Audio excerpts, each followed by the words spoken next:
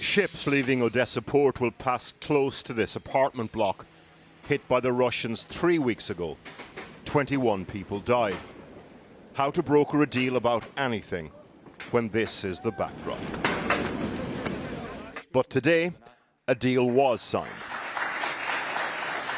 And if it holds, it will mean that over 20 million tons of grain stuck in Ukrainian ports behind a Russian blockade can start to be exported through the Black Sea, thus averting chronic food insecurity for, by some estimates, up to 500 million people around the world. The Secretary General of the United Nations, one of the guarantors of the deal, described it like this. Today, there is a beacon on the Black Sea, a beacon of hope, a beacon of possibility, a beacon of relief in a world that needs it more than ever. It took months to get to this point. To underline the sensitivities, a hasty set change before the signing. A banner with the Ukrainian and Russian flags side by side had to be replaced with one in which the UN flags separated them. The ceremonial choreography really did matter this time. Ukraine and Russia are at war, so the agreement isn't between them. Instead, Russia signed a deal with the UN and Turkey, co-guarantors.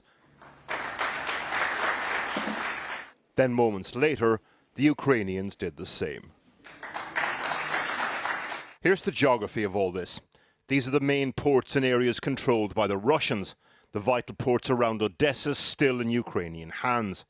Ships full of grain leaving the Black Sea exit through the Bosphorus and Istanbul. Ukraine accounts for about 10% of global wheat exports, which is why these routes matter so much. Just after the signing this afternoon, one of the owners of Odessa port explained to us that a beacon vessel could guide out the first ship as early as next week. This vessel will sort of be the beacon, will be the first one to go, and the merchant ships should be following him. So by late next week, you're expecting a ship full of grain to be leaving Ukraine? I think this is quite feasible. We know that there are 84 vessels in Ukraine right now. Some of them are fully loaded, some of them are half loaded, and I think one of those vessels will get crew and will start sailing as soon as possible. Thrashing out the details of the agreement was a minefield, literally. Ukrainian ships will be guided along corridors through minefields at sea. A joint coordination centre will operate in Istanbul, part of its job inspecting cargo ships to make sure there's no military equipment on board. They are the details. The bigger picture, if the deal holds: hunger averted in developing countries, a shot in the arm to Ukraine's faltering economy. And who knows, perhaps a model for negotiations that could work when it comes to other aspects of this war. Well, I've been speaking to Alexei Goncharenko, the Ukrainian MP for the Black Sea port of Odessa, and I began by asking him if he thinks this deal will get grain moving out of the port imminently. Yes, I think the movement will start, and will start shortly. We are absolutely ready to start it next week. Why do you think Russia has agreed to this? I think that, first of all, several moments. First and most important, military one. Putin is not strong enough to keep this blockade, and he doesn't want to be tested about it. Secondly, it's about global South countries' pressure on Russia, because they're in desperate situation. Hundreds of millions of people can starve because of this, and definitely it will have political and social consequences for these countries. And third thing, Putin will definitely try to use it, threatening this corridor in future, trying to make it as a bottleneck, trying to make the shipments as teaspoon shipments as possible. That is for sure, and the world should be ready for it and not let this happen. Yes, I mean, this week we've also seen Russia saying it wants to broaden its territorial ambitions and has hinted that really it wants Odessa too. They wanted Odessa all the time. Odessa is for them today, I think, the most important aim after they realized that they can't take Kiev.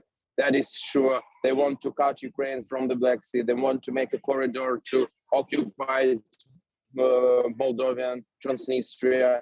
That is their aim. But for the moment, they are not capable of doing this. But what is important for the moment? In the head of Putin, it's just one campaign.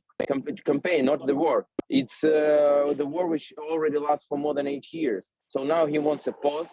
He will need to replenish, refresh, and in some time, he will prepare a new attack. And in this attack, Odessa can be the most important goal. How important are those grain shipments to Ukraine's economy and its ability to keep fighting the war? It is more important for the world than to Ukraine, it's for sure. So we are making here some compromises, which means that this is our gesture of goodwill. We don't want to see people starving. We want to feed people. That because we have values. We share them with you, not like Russia. And we don't want to let these hundreds of millions of people as hostages in the hands of Putin. But also definitely it is good for Ukrainian economy. You can take if we would have a possibility to send all 20 millions of tons that we already have in the stocks, it means that with current prices, it's near $10 billion, which is a big money, and they are important. But you do feel, do you, that Russia will honor the deal? I mean, if you were one of the Ukrainian captains taking a ship full of grain out of Odessa port towards Turkey, would you be confident that you will not be attacked? That is a good question, and yes, we will need a courageous crew which will do it. But I think that Russia will not attack the ships. It would be so violent and clear for everybody that they would lose too much. But what will Russia do? Russia will do everything they can to slow down the process, and that is a much higher risk than a risk of direct attack. I think even Putin is not mad enough for direct attack after such deal. And if Russia were to take control of Odessa, would that be Russia stealing Ukraine's grain? Russia would never take control, will never take control of Odessa. We would never allow this to happen, so that it can be only a dream of Putin. He can dream, but he will never do it. Mr. Goncharenko, thank you very much indeed. Thank you very much.